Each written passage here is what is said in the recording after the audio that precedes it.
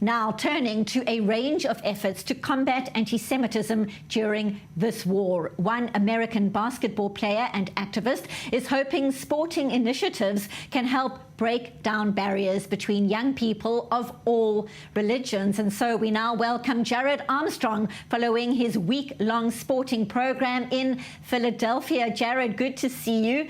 Let's start with these efforts underway to break down barriers. More than 90 children, Jewish, Muslim and Christian, all involved in your sporting initiative. Tell us more. First of all, thanks, Benita, for having me. It was a great week of camp. Like I said, our most important thing was to have kids from all different cultural backgrounds. All key things that I always say is it's easier to educate a child than to reprogram an adult. And I think it was easy for us to really show and prove that this concept works.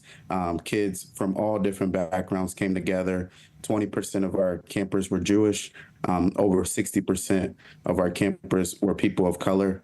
We had kids from all different backgrounds. And I think we just showed that basketball can teach kids that there's so many different you have more similarities than differences. And, we taught the kids and brought in experts from different organizations such as the ADL, such as First Trust Bank and Mass Movement, to teach the kids also the importance of understanding anti-Semitism, understanding financial literacy, and understanding nutrition, and that things are bigger than basketball.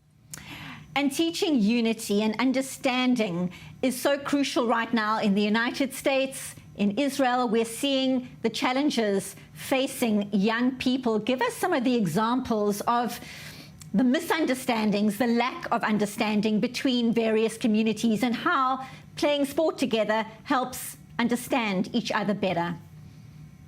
I think a lot of people, especially in the United States, are living in a bubble. A lot of people feel unsafe.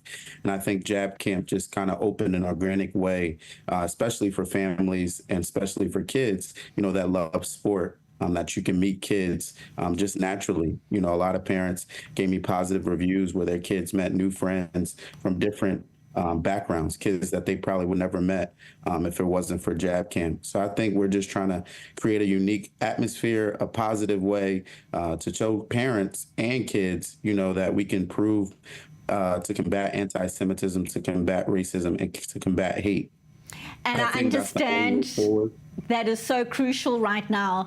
And when you talk about partnering with the Anti-Defamation League, I know you've also conducted different initiatives in Israel and Ashkelon specifically. Talk to us about future initiatives between American and Israeli youngsters. Yeah.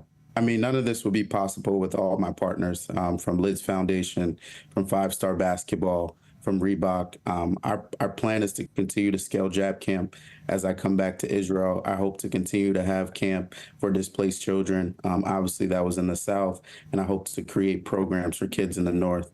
It's also combat the Arab-Israeli conflict. So I'm all about bridge building, peacemaking, and I think this is just the beginning of Jab Camp. It certainly is. And I know you're focusing on young people. Why not adults too?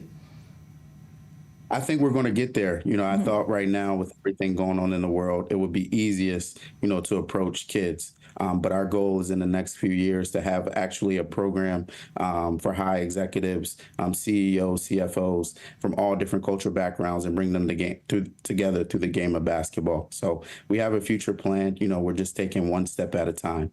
One step at a time, indeed. Well, as we say in this part of the world, kol hakavod, well done on your initiative. Thank you so much. Jared Armstrong, live from Philadelphia. Appreciate your time.